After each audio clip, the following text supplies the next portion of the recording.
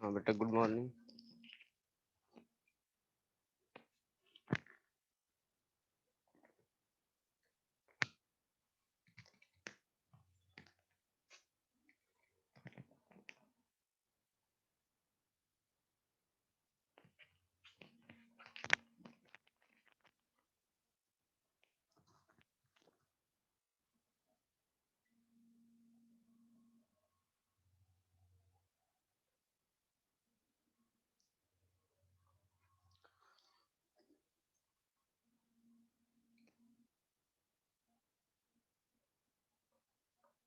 चलो एक बात बताओ, कल मैंने जो कुछ क्वेश्चन भेजे थे आप लोगों को, सभी ने सॉल्व कर लिए थे?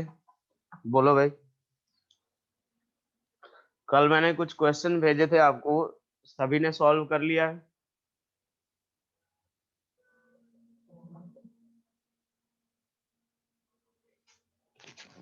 हेलो। हाँ बोलो।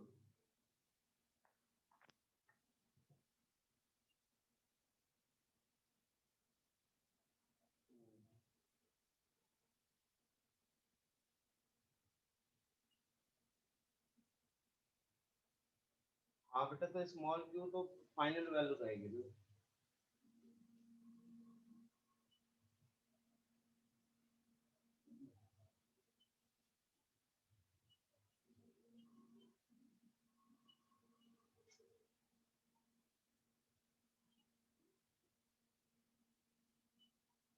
नहीं नहीं, तुम अपने एक मिनट, तुम अपने हिसाब से सॉल्व करो, तो देखो। ठीक है। हाँ हाँ।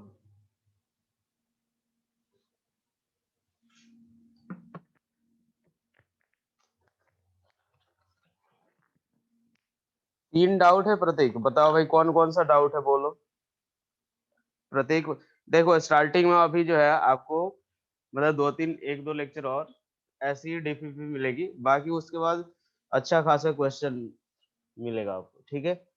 प्रतीक, 3 डाउट है तुमने लिखा है, कौन कौन सा डाउट है बोलो जरा, क्या डाउट है इसमें, बोला बताओ, फटाफट बोलो प्रतीक, क्या डाउट है? प्रतीक फटाफट बोलो, क्या डाउट है?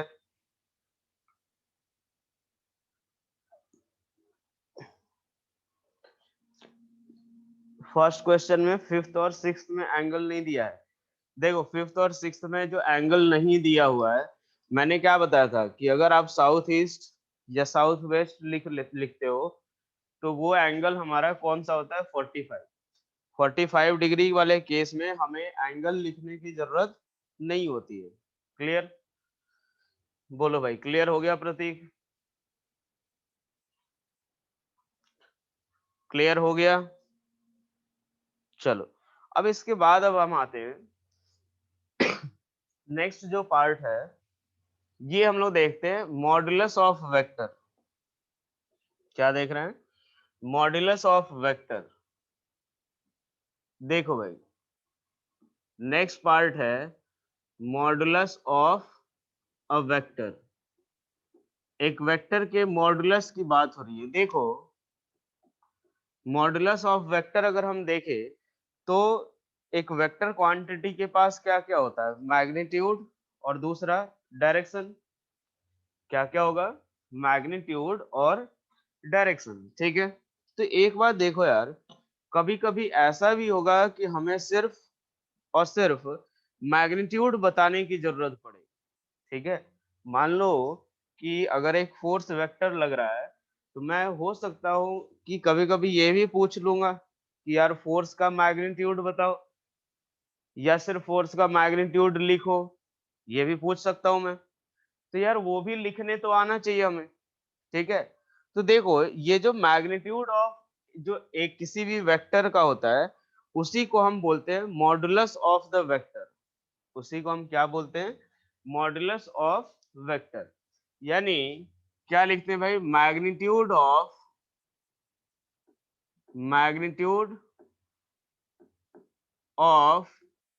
A vector, magnitude of a vector is called modulus of vector। Is called modulus of vector. किसी वेक्टर का जो मैग्नीट्यूड होता है उसी को हम क्या बोलते हैं, मॉडुलस ऑफ वेक्टर। ठीक है, देखो यार, अब इसके बाद देखते हैं हम लोग कि इसको रिप्रेजेंट कैसे करेंगे, कि सिर्फ और सिर्फ अगर हमें मैग्नीट्यूड लिखना हो तो कैसे लिखेंगे, ये चीज समझते हैं जरा। ठीक है, जैसे मान लो अगर वेक्टर ए हुआ तो ए वेक्टर को कैसे लिखते हैं हम लोग, तो ए के ऊपर एक एरो डाल दो, ए के ऊपर एरो डाल दो। बी वेक्टर लिखना है तो क्या करते हैं, बी के ऊपर एरो डाल दो। एफ वेक्टर लिखना है तो एफ के ऊपर एरो डाल दो। ठीक है, लेकिन जब हमें सिर्फ मॉडुलस अगर लिखना हो, यानी मैग्नीट्यूड अगर लिखना हो, तो क्या रहेगा हमारा तरीका, कि उस वेक्टर के हेड ऊपर एरो तो लगा दो, लेकिन उसके आसपास मॉड भी लगा दो, उसके आसपास मॉड भी लगा दो। ठीक है, ये हमारा किसको शो करेगा कि ए वेक्टर का मैग्नीट्यूड कितना है, क्या शो करेगा ये, कि ए वेक्टर का मैग्नीट्यूड कितना है। ये क्या शो कर रहा है, मैग्नीट्यूड ऑफ वेक्टर ए, क्या शो कर रहा है, मैग्नीट्यूड ऑफ वेक्टर ए। या तो इस तरीके से लिखो या फिर सिंपल ए लिख दो। अगर केवल आपने ए लिख दिया तो भी ये किसको शो करेगा, तो मैग्नीट्यूड ऑफ वेक्टर को। क्लियर, अगर मान लो मुझे बी वेक्टर का मैग्नीट्यूड शो करना है तो क्या लिखूंगा मैं, बी वेक्टर का मॉड। ठीक है, या फिर केवल बी लिख दूंगा मैं। ये हमारा क्या शो कर रहा है, तो magnitude of vector B, magnitude of vector B. ठीक है भाई, चलो क्लियर, इतनी बात बोलो हाँ है ना, इतनी बात क्लियर हो गई सभी को। वीडियो नहीं आ रही, वीडियो आ रही है पहले ये बताओ यार, एक बच्चे ने बोला वीडियो नहीं आ रही। वीडियो आ रही है क्या बेटा, सभी को वीडियो आ रही है यार, जिसने भी लिखा है एक बार देखो यार, देखो एक बार, जिसने भी लिखा है एक बार देखो कि क्या दिक्कत हो रही है। देखो, बिल्कुल, देखो, एक बच्चे ने सवाल ये पूछा है, देखो यार सुनो क्या पूछा उसने, हाउ फाइंड डिफरेंस बिटवीन और स्केलर। बिल्कुल, देखो, मान लो ये पूछा गया है कि यार सर ये तो बी जो रहता है सिंपल लेटर से तो हम स्केलर को डिनोट करते हैं, बात सही है, अब वेक्टर में भी यूज करने लगे हम लोग। तो देखो यार, जो मैग्नीट्यूड होता है किसी भी वेक्टर का वो कैसा होगा, स्केलर ही तो होगा। मैग्नीट्यूड ऑफ जो वेक्टर होता है, magnitude of a vector, magnitude of a vector, ये क्या होता है, स्केलर।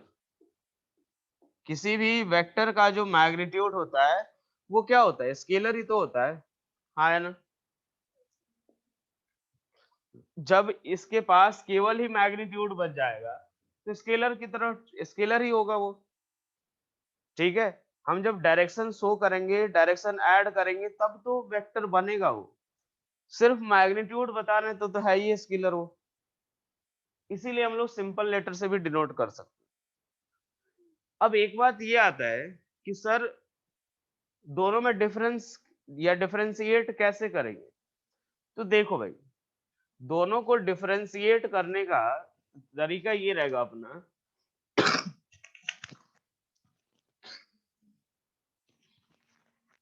देखो दोनों को डिफरेंशिएट करने का क्या है, अब जैसे मान लो बी अगर मैंने लिखा है तो बी के बारे में आपको बताया जाएगा कि देखो भाई बी जो है वो फोर्स है, कि वेलोसिटी है, कि डिस्प्लेसमेंट है, कि स्पीड है, कि मास है, ये सब चीजें आपको बताई हुई रहेगी। ऐसा नहीं बोल दिया जाएगा कि हाँ यार बी जो है वो बी से बताओ स्केलर की वेक्टर, ये नहीं पूछा जाएगा आपसे, आपको प्रॉपर क्वांटिटी के बारे में बताया जाएगा। नहीं तो अगर यूनिट दिया हुआ है उससे भी बता सकते हैं हम लोग।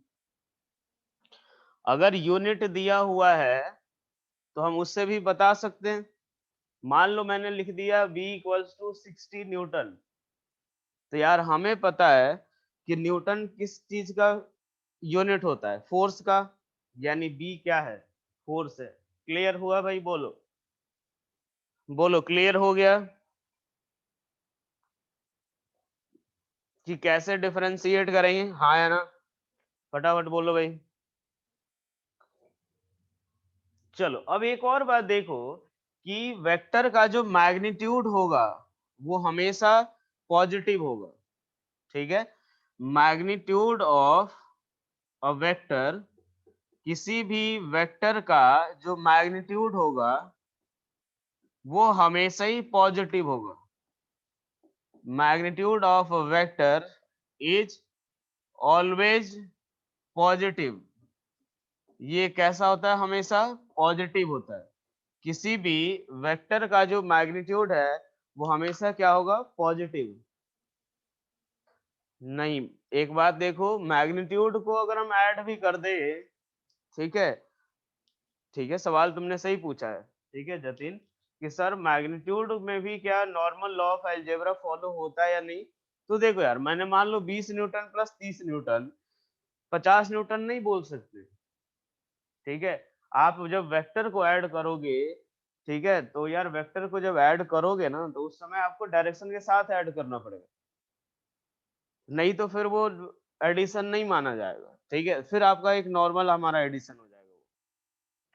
अगर हम वेक्टर को ऐड कर रहे हैं तो उसको मैग्नीट्यूड और डायरेक्शन दोनों के साथ ऐड करेंगे, और जब दोनों के साथ ऐड करोगे तो वहां पे normal law of algebra follow नहीं होगा।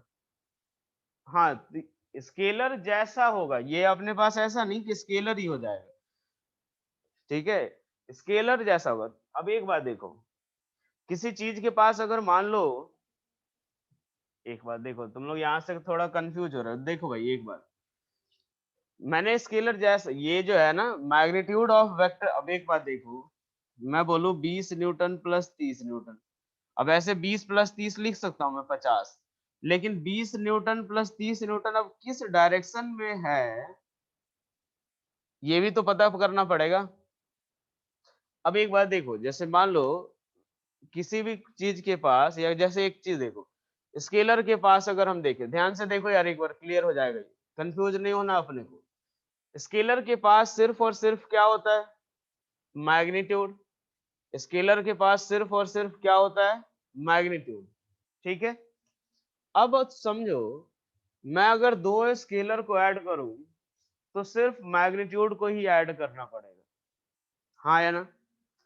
दो स्केलर को अगर मैं ऐड करूं तो सिर्फ हमें मैग्नीट्यूड को ही ऐड करना पड़ेगा। हाँ या ना? ठीक है, लेकिन यार अब वेक्टर के पास दो चीजें होती है,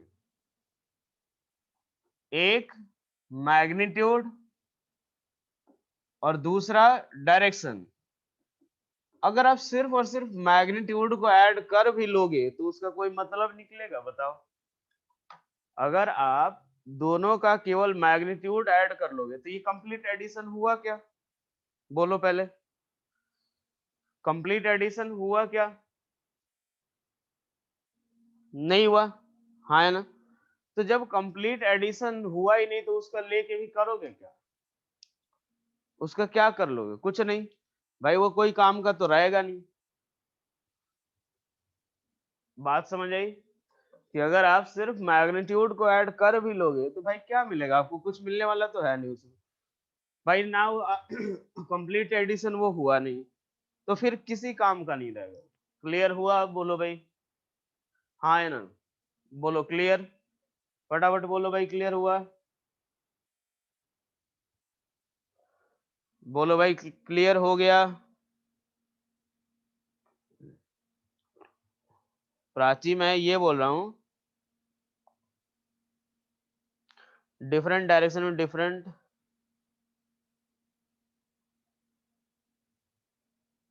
जतन ये तुमने अभी क्या लिखा है लास्ट में देखो एक बार। अच्छा, डिफरेंट डायरेक्शन में डिफरेंट मैग्नीट्यूड होता है।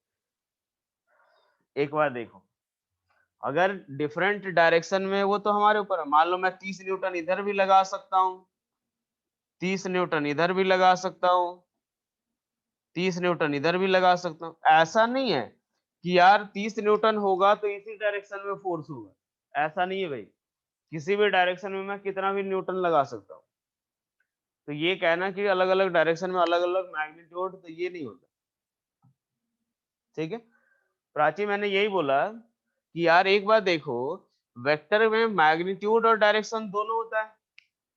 ठीक है, मैग्नीट्यूड और डायरेक्शन दोनों होता है। अगर आपने सिर्फ और सिर्फ मैग्नीट्यूड को ऐड कर भी लिया तो यार वो वेक्टर का कंप्लीट एडिशन तो हुआ नहीं, और जब कंप्लीट एडिशन हुआ नहीं तो वो किसी काम का नहीं है। क्लियर हुआ? बोलो, क्लियर हो गया प्राची? बोलो भाई। चलो, इसके बाद अब हम आते हैं कि दो वेक्टर के बीच का एंगल फाइंड करना। दो वेक्टर के बीच का एंगल फाइंड करना। ठीक है, एंगल बिटवीन टू वेक्टर्स। देखो दो मेथड है इसका। ठीक है, दो वेक्टर के बीच का हमें एंगल फाइंड करना है। देखो पहला वेक्टर मान लो हमने ये ले लिया, एक वेक्टर ए, दूसरा वेक्टर बी। ये हमारा वेक्टर ए, ये हमारा वेक्टर बी होगा। ठीक है, देखो एक वेक्टर ए, दूसरा वेक्टर बी। अब एक बात देखो, यहां से अगर हम बात करें तो दोनों के बीच का एंगल फाइंड करना अगर रहेगा तो इसके दो मेथड है। ठीक है, पहला मेथड क्या होगा? देखो अब ध्यान से समझना है, क्योंकि इन सब का यूज आता है भाई। अभी जो है ना एक एक करके हम लोग अलग अलग चीजें जो पढ़ रहे हैं, क्वेश्चन में ये सब चीजें मिल करके एक साथ यूज होंगी। तो अगर कोई भी चीज अगर रह जाता है आपका और अगर क्लियर नहीं होता है तो वो क्वेश्चन में दिक्कत करेगा। ठीक है, तो ये एक एक चीज समझना जरूर है भाई। देखो ए और बी के बीच का हमें एंगल फाइंड करना है। पहला तरीका क्या होगा कि आप एक वेक्टर के हेड के ऊपर पहले एक वेक्टर ड्रॉ करो। ठीक है, ये देखो वेक्टर ए है, इसको उठा के मैं यहाँ पे ड्रॉ कर सकता हूँ। देखो कल जो कॉन्सेप्ट बताया था वो यहाँ पे काम आ रहा है कि हाँ यार एक वेक्टर को उसके लाइन ऑफ एक्शन के अलोंग या उसके पैरेलल आप मूव कर सकते हो। तो ये हमारा वेक्टर ए हो गया। ठीक है, ये हमारा वेक्टर ए हो गया। देखो अब एक बात देखो कि इसके हेड के ऊपर आपको क्या करना रहेगा। पहले एक वेक्टर आपने ड्रॉ कर लिया, सही है, दूसरा वेक्टर उठा के ले आओ। ये वेक्टर लाए हम, उठा करके ले आओ। दूसरे वेक्टर का जो टेल है वो इसके हेड के ऊपर रखो, इसको उठा के यहाँ पे ले आए, ये रहा।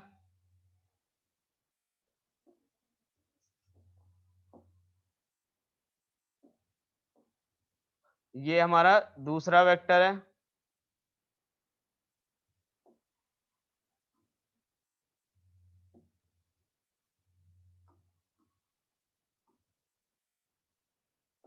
ये हमारा दूसरा वेक्टर हो गया। ठीक है, ये दिख नहीं रहा ना, ये हमारा दूसरा वेक्टर बी हो गया। ठीक है, अब एक बात देखो, किसी के भी सर के ऊपर अगर पैर रखोगे तो भाई वो भागना शुरू करेगा ही। तो मान लो ए इधर की तरफ आगे बढ़ना शुरू किया तो इनके बीच में एक एंगल फॉर्म होगा, और यही हमारा क्या होगा, तो वेक्टर ए और बी के बीच का एंगल। ठीक है, सबसे पहला काम क्या हमारा, एक वेक्टर उठाओ, उसको ड्रॉ करो, उसके सर के ऊपर बी का टेल रखो। ठीक है, उसको उठा के इसके सर के ऊपर बी का टेल रखो। जिसके सर के ऊपर आपने रखा है वो आगे एक्सटेंड करो। तो ये जो एंगल बनेगा यही हमारा क्या होगा, उन दोनों वेक्टर के बीच का एंगल। यही क्या होगा, उन दोनों वेक्टर के बीच का एंगल होगा। क्लियर इतनी बात? बोलो भाई, पहला तरीका क्लियर हुआ? पहला तरीका क्लियर हुआ भाई? हाँ या ना? चलो एक और एग्जांपल करते हैं हम लोग। मान लो एक वेक्टर मैंने ये ले लिया, ठीक है, एक वेक्टर ये ले लिया, इसको मैं नाम दे देता हूं कौन सा, वेक्टर बी, ठीक है। दूसरा वेक्टर मैं ले लेता हूं, ये हम वेक्टर ले लेते हैं सी, ठीक है, ये वेक्टर मैंने ले लिया सी,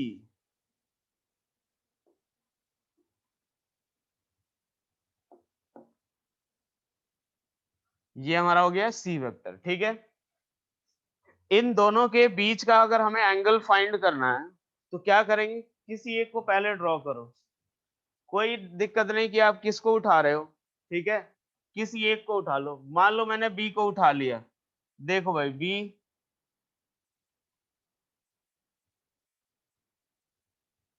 ऐसा ही है, बी पैरेलल तो है, ठीक है, ये हमने ले लिया बी,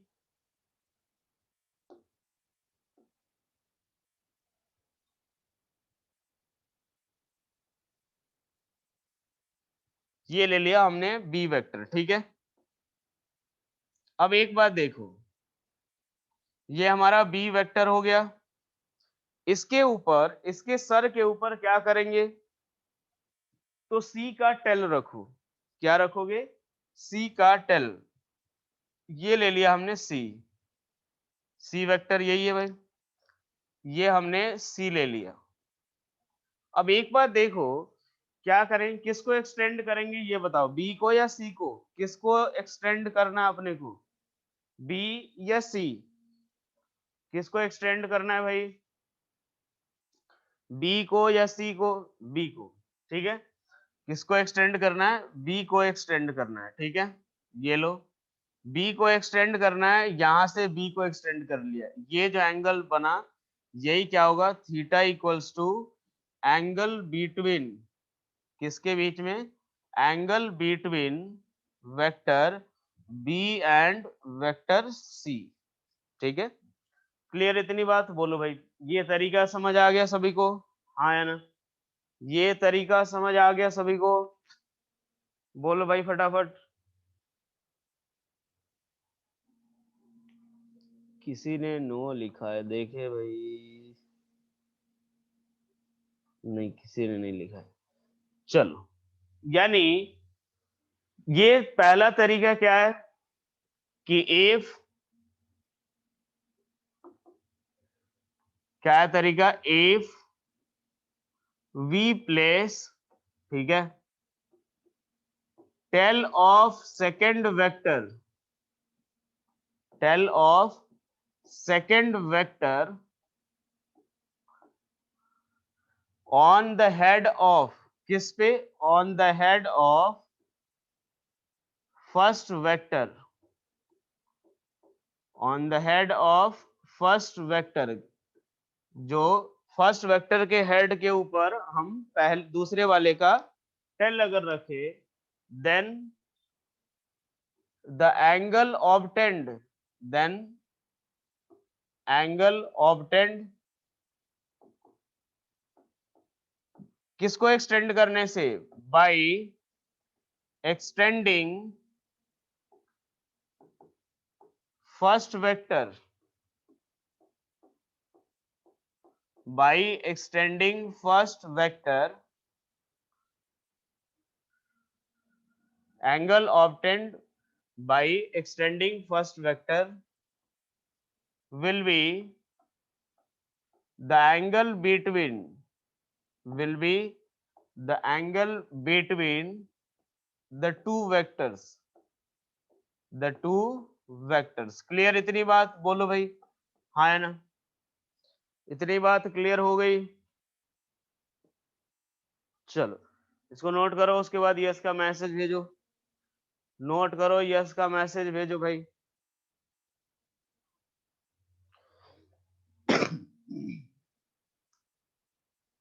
चलो अब आगे बढ़ते हैं हम लोग। नेक्स्ट पार्ट कि दूसरा तरीका, पहले उससे पहले एक दो सवाल आप लोग करो पहले, ठीक है, करके दिखाओ कि भाई सही आ रहा है कि नहीं आपसे। पहले इस पे थोड़ा प्रैक्टिस कर लेंगे। मान लो एक वेक्टर ये रहा, ठीक है, और दूसरा वेक्टर ये रहा, इसको वेक्टर ए, इसको वेक्टर बी, बोलो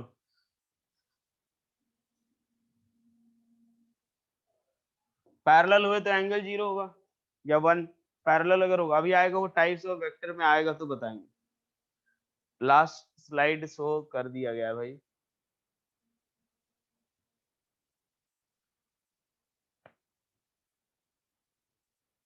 चलो इसमें एंगल निकालो, इसमें एंगल निकालो, इन दोनों के बीच का एंगल निकालने के बाद यस का मैसेज भेजो, इन दोनों में के बीच का एंगल ड्रॉ करो और भेज, ड्रॉ करने के बाद यस का मैसेज भेजो भाई।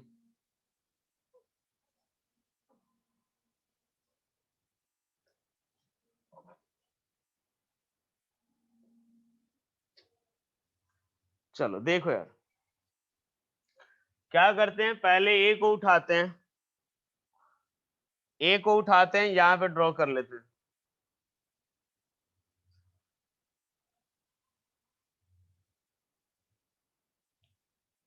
ये रहा, ये ले लिया हमने, ए को उठा के ड्रॉ कर दिया, ठीक है।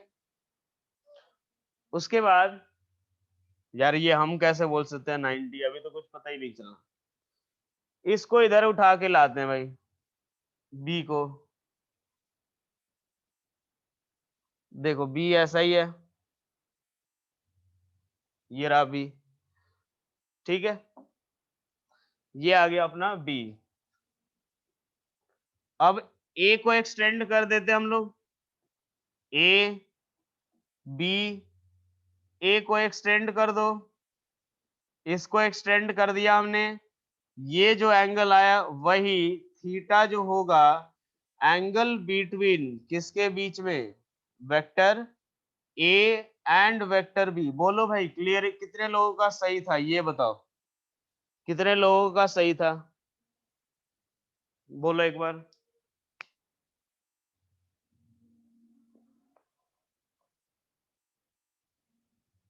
ठीक है, चलो ये, अब ये ऐसे निकल जाएंगे सवाल, आपको दो वेक्टर दिया हुआ रहेगा, दोनों के बीच का एंगल निकालना रहेगा। एक सवाल और करो भाई, एक सवाल और, ये मान लिया एक वेक्टर सी, दूसरा वेक्टर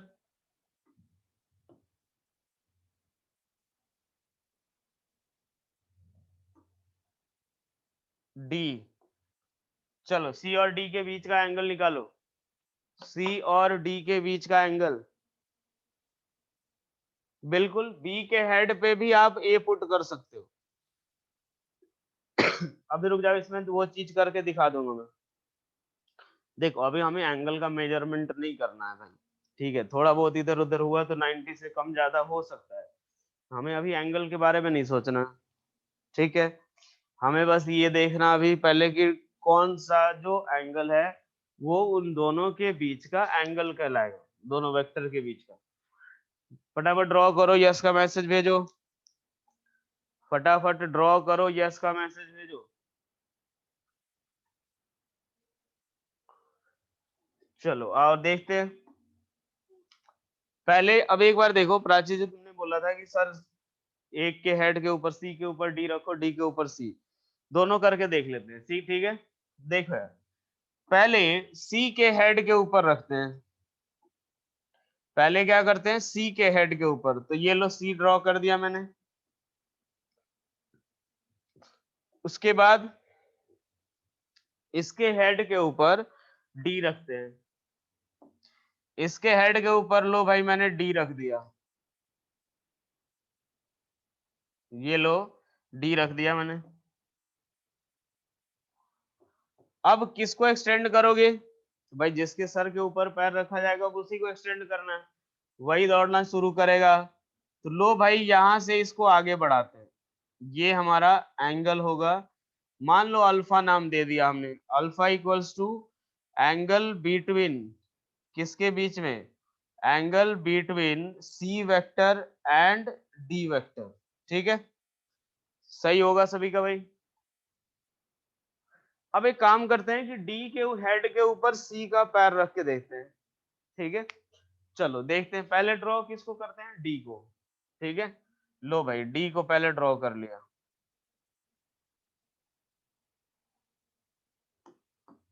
पहले हमने डी को ड्रॉ कर लिया, ये रहा डी।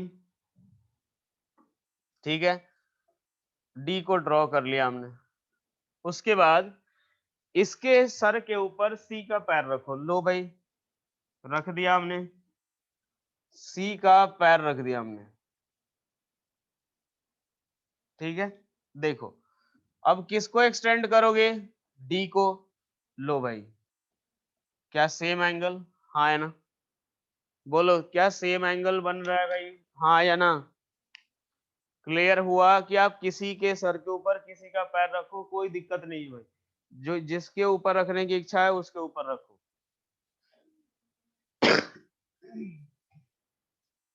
ठीक है,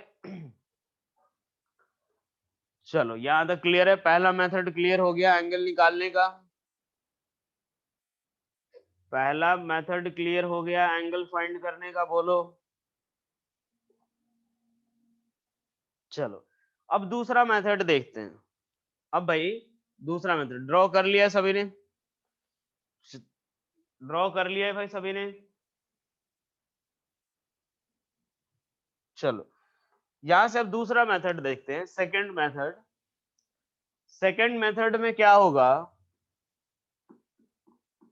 कि जो दो वेक्टर दिया हुआ रहेगा उन दोनों के टेल को ज्वाइन करना रहेगा, क्या करना रहेगा, तो उन दोनों के टेल को ज्वाइन करना रहेगा। ठीक है, देखो मान लो एक वेक्टर ए ले लिया हमने और दूसरा वेक्टर बी ले लिया हमने। ठीक है भाई, ये हमारा वेक्टर ए और ये हमारा वेक्टर बी। ठीक है, अब हमें क्या करना है, तो इन दोनों के टेल को ज्वाइन करना है। देखो चाहे आप पहले मेथड से निकालो या दूसरे मेथड से, दोनों से एंगल सेम आएगा, वो मैं यहाँ पे दिखा भी दूंगा। ठीक है, बाकी हमें क्या करना है, तो इन दोनों के टेल को ज्वाइन करना है। क्या करना है, तो इन दोनों के टेल को ज्वाइन करना है। ठीक है, देखो यार टेल को ज्वाइन करना है, तो पहले तो ड्रॉ कर लो, ये वेक्टर ए, ये रहा, ये हमारा वेक्टर ए हो गया। उसके बाद बी को उठाओ, यहां पे ड्रॉ करो दोनों का टेल, ये हमारा वेक्टर बी, ये रहा, ये हमारा वेक्टर बी रहा। अब एक बात देखो, दोनों के हम क्या करेंगे, टेल को ज्वाइन कर दिया हमने, वेक्टर ए और बी दोनों के टेल को ज्वाइन कर दिया हमने। अब इनके बीच में क्या एक एंगल फॉर्म हो रहा है, ये थीटा और ये हमारा अल्फा। ठीक है, दो एंगल फॉर्म हो रहा है, एक थीटा और दूसरा अल्फा। तो जो इनके बीच का स्मॉलर एंगल होगा, स्मॉलर एंगल जो होगा वही हमारा क्या होगा, तो एंगल बिटवीन, ठीक है, एंगल बिटवीन किसके बीच में, angle between vector A and vector B. ठीक है, यहाँ पे हम देख सकते हैं कि थीटा लेस देन किससे, अल्फा से। तो जो ए और बी के बीच का जो एंगल होगा वो कौन सा होगा, थीटा होगा, ना कि अल्फा होगा। क्लियर भाई, बोलो हाँ है ना, क्लियर।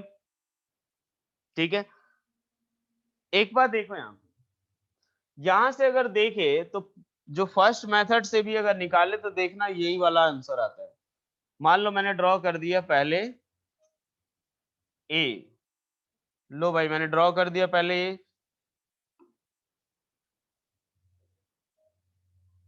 ये ड्रॉ कर दिया मैंने। क्या करेंगे, इसके सर के ऊपर बी का पैर रखो। लो भाई पहले अब बी ले लिया हमने, बी को ड्रॉ कर दिया, ऐसा ही है बी। ठीक है, ये ले लिया बी, ये हमने ले लिया बी वेक्टर। क्या करेंगे, ए को आगे एक्सटेंड करो। जब ए को आगे एक्सटेंड करोगे यही थीटा बन रहा है। क्या देखो दोनों सेम, हाँ है ना। ये देखो क्या ये दोनों सेम, हाँ कि ना, बोलो भाई।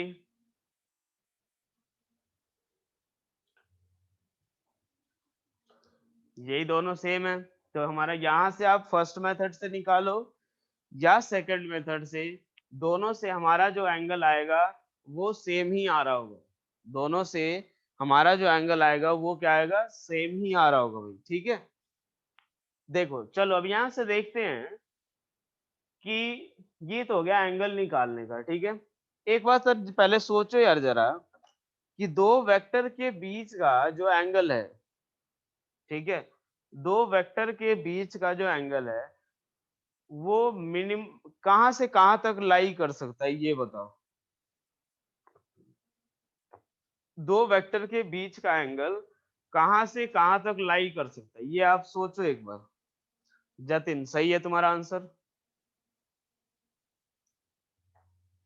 ओहो सभी नहीं दे रहे, कहां से कहां तक लाई करेगा भाई, 0 से 180 डिग्री तक। कहां से कहां तक, 0 से 180 डिग्री तक। कैसे, जैसे एक बात देखो, मान लो एक वेक्टर ए हुआ, दूसरा वेक्टर बी है। जैसे जैसे इधर रोटेट करते जाओगे, अगर इधर रोटेट करते जाओगे इधर की तरफ, तो वैसे वैसे थीटा बढ़ता जाएगा, वैसे वैसे थीटा बढ़ता जाएगा, मैक्सिमम यहां तक आएगा इधर की तरफ, ये 180 डिग्री। लेकिन इससे ज्यादा जैसे ही हुआ, अगर और रोटेट आपने कराया तो ये नीचे आ जाएगा। तो अब फिर से एंगल कौन सा, ये वाला। बात समझ आई। तो इसीलिए जो रेंज होगा, ठीक है, वो कहां से कहां तक, तो 0 से 180 डिग्री तक। ठीक है, यानी angle between two vectors can be from 0 degree to 180 degree. कहां से कहां तक लाई करेगा, 0 से लेकर के 180 डिग्री तक होगा। ठीक है,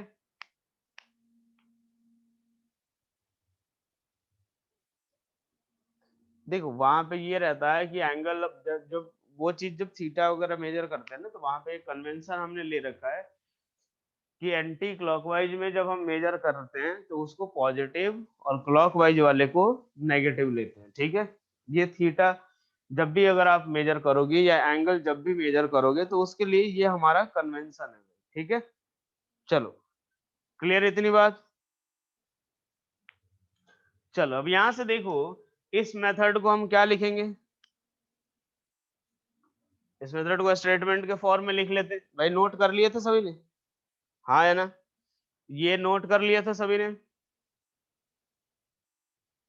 जल्दी करो भाई, जल्दी करो, जिनने नोट नहीं किया जल्दी करो एक बार।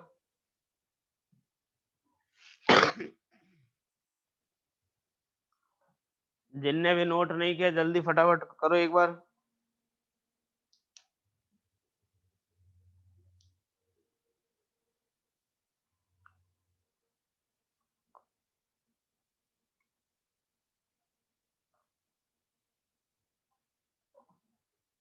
चलो अब इसके बाद देखते हैं हम लोग, इसको लिख लेते हैं। To find angle between two vectors, to find angle between two vectors, दो वेक्टर के बीच का एंगल फाइंड करने के लिए क्या करेंगे, join the tail of, join the tail of both vectors, ठीक है, both vectors, then the smallest angle, then the smallest angle formed between them, formed between them is called angle between the two vectors, is called angle between the two vectors। ठीक है भाई, ये statement clear हुआ, हाँ है ना। अगर हम दोनों वेक्टर को के टेल को ज्वाइन करें तो उनके बीच में जो स्मॉलेस्ट एंगल फॉर्म होगा वो हमारा क्या कहलाएगा, angle between the two vector. ठीक है, चलो अब आप एक काम करो, एक दो सवाल फटाफट प्रैक्टिस कर लेते हैं इसके ऊपर। आप ड्रॉ करो एक बार, दोनों में से जिस मेथड से आप चाहो ड्रॉ कर लेना, दोनों में से आपको जो मेथड अच्छा लगे उस मेथड का यूज करके एंगल फटाफट ड्रॉ करो, ड्रॉ करो भाई फटाफट।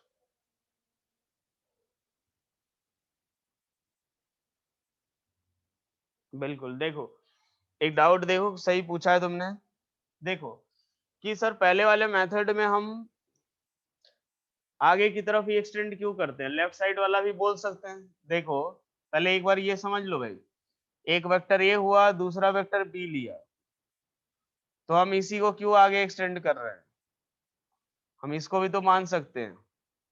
ठीक है, देखो एक बार, अगर मैं ये बोलूं कि तुम इस रास्ते पे जा रही थी और थोड़ी देर बाद ऐसे जाने लगी, पहले तुम इस रास्ते पे जा रही थी फिर इधर की तरफ जाने लगी, ठीक है। अब एक बार देखो, अब मैं बोलूं कि कितना एंगल तुमने टर्न लिया, थीटा या अल्फा, कौन सा एंगल टर्न लिया है तुमने, थीटा या अल्फा, कौन सा एंगल टर्न लिया है तुमने, थीटा या अल्फा,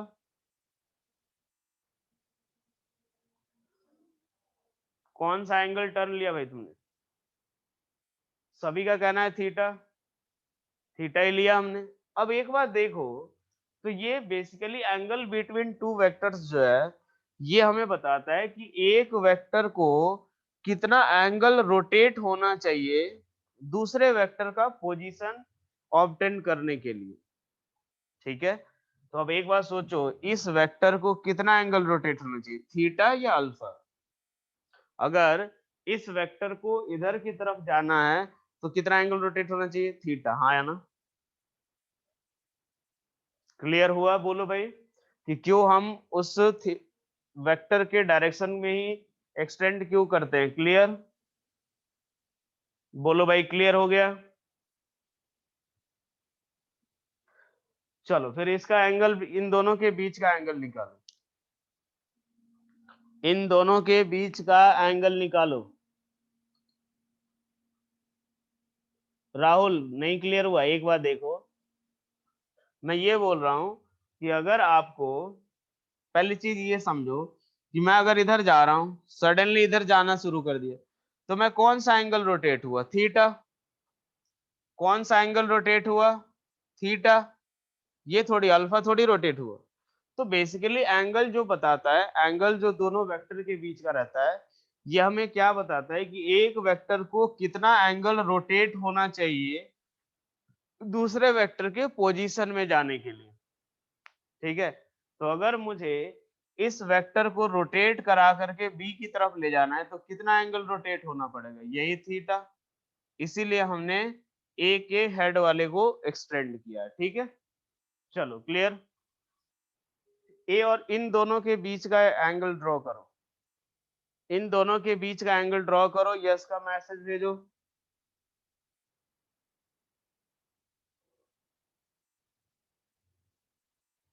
इन दोनों के बीच का एंगल ड्रॉ करके यस का मैसेज भेजो।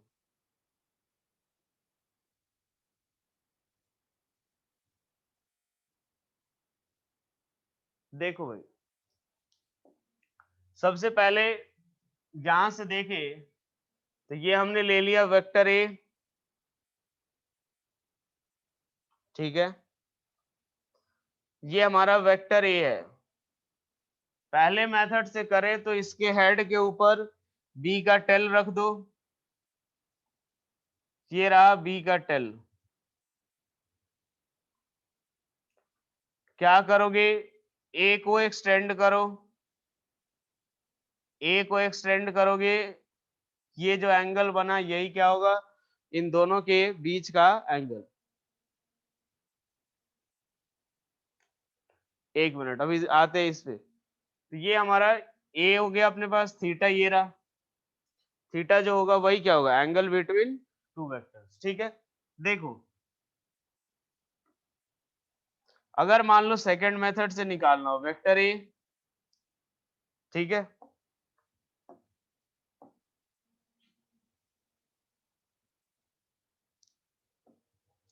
ये हमारा वेक्टर ए हो गया और वेक्टर बी इधर के डायरेक्शन में। अब इन दोनों के टेल को ज्वाइन कर लिया मैंने, ये जो एंगल होगा वही हमारा क्या होगा, ए और बी के बीच का एंगल।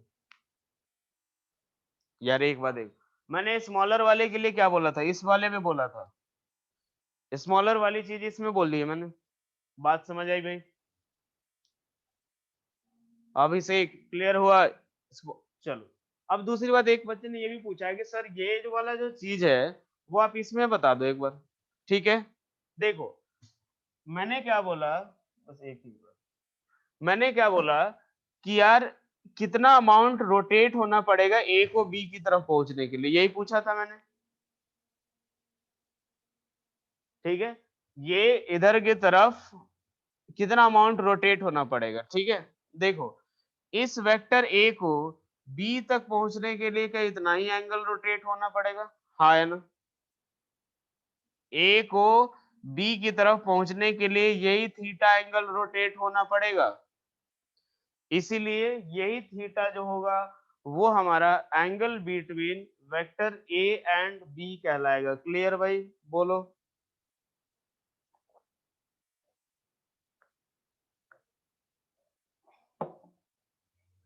क्लियर। देखो देखो, एंगल से रिलेटेड एक बस यही साइन कन्वेंशन है, ठीक है, कि ये हमने मान लिया एक्स एक्सिस, ये हमने मान लिया वाई एक्सिस। अगर कोई एंगल आप एंटी क्लॉकवाइज डायरेक्शन में मेजर करते हो तो वो पॉजिटिव लेते हैं, और क्लॉकवाइज डायरेक्शन में मेजर करते हो तो वो नेगेटिव लेते हैं,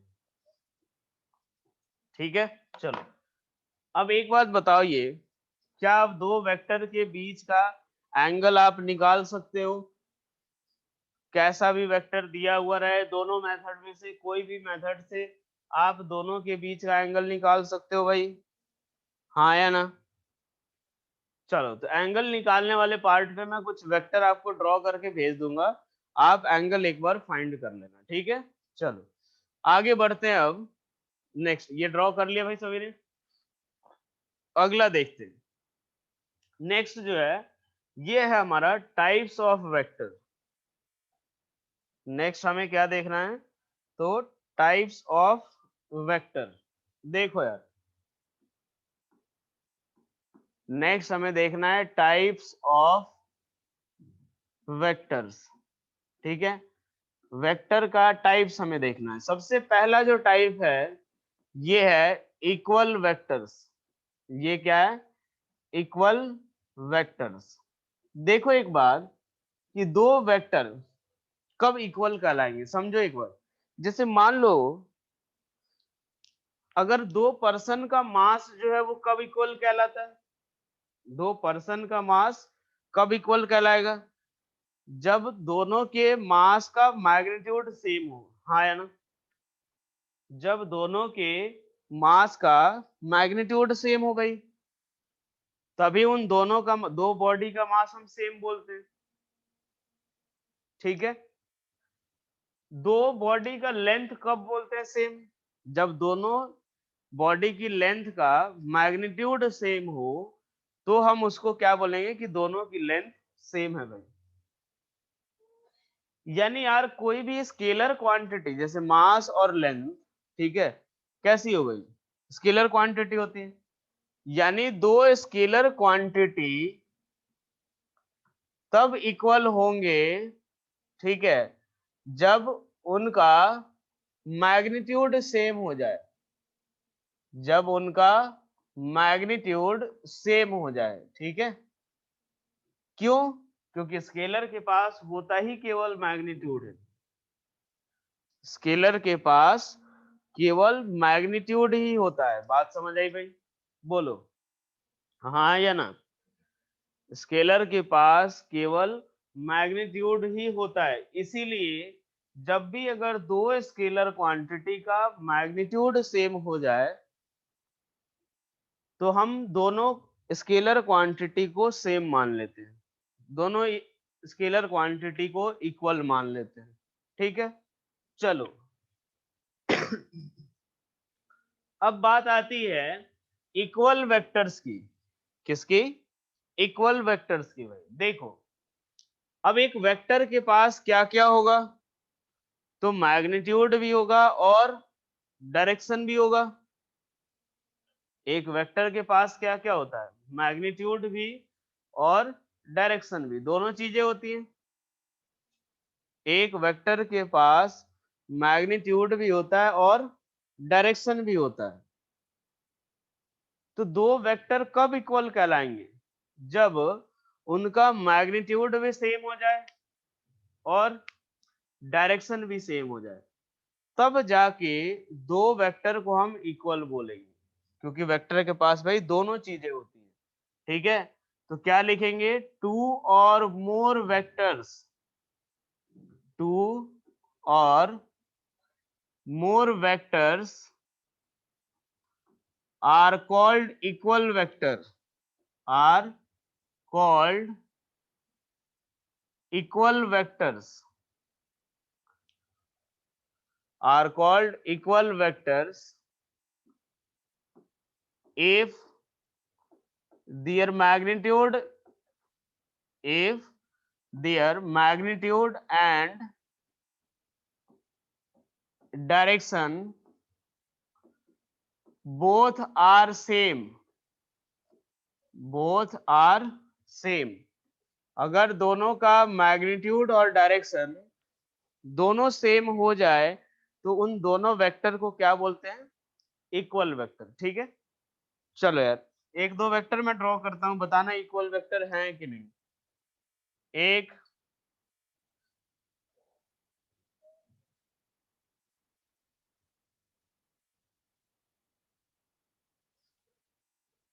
थोड़ा बहुत इधर उधर हो तो उसको मैंने वो मान लेना भैया, ऐसा नहीं कि एकदम डायरेक्शन सेम ही मान एकदम लेके चल रहे हैं। मतलब यहाँ पे, ठीक है, बोलो ए और बी इक्वल हैं कि नहीं? ए और बी इक्वल है या नहीं? ए और बी इक्वल हैं या नहीं है भाई? तो इसको क्या लिखेंगे? Vector A is equal to vector B. ठीक है, कैसे लिखेंगे इसको? कि vector A is equal to vector B. चलो।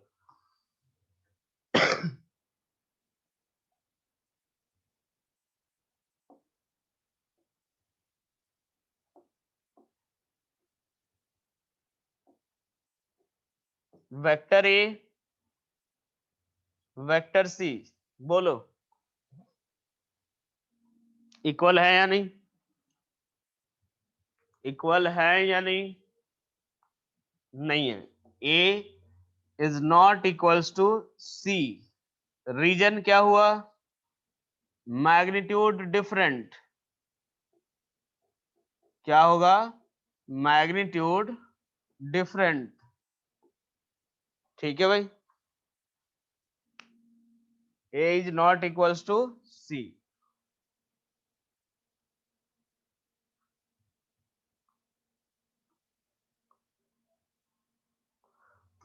बोलो भाई, equal unequal,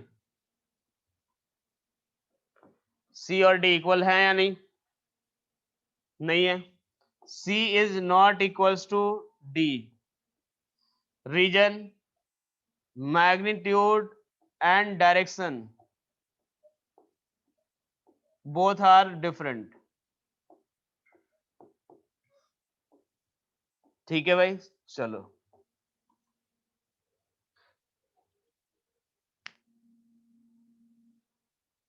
If B is kept in the line of action of A, okay बिल्कुल कोई दिक्कत नहीं, उठा के ले जा सकते हो, उठा के ले जा सकते हो इसको उठा के। ठीक है, चलो ठीक है भाई, फिर आज क्लास यही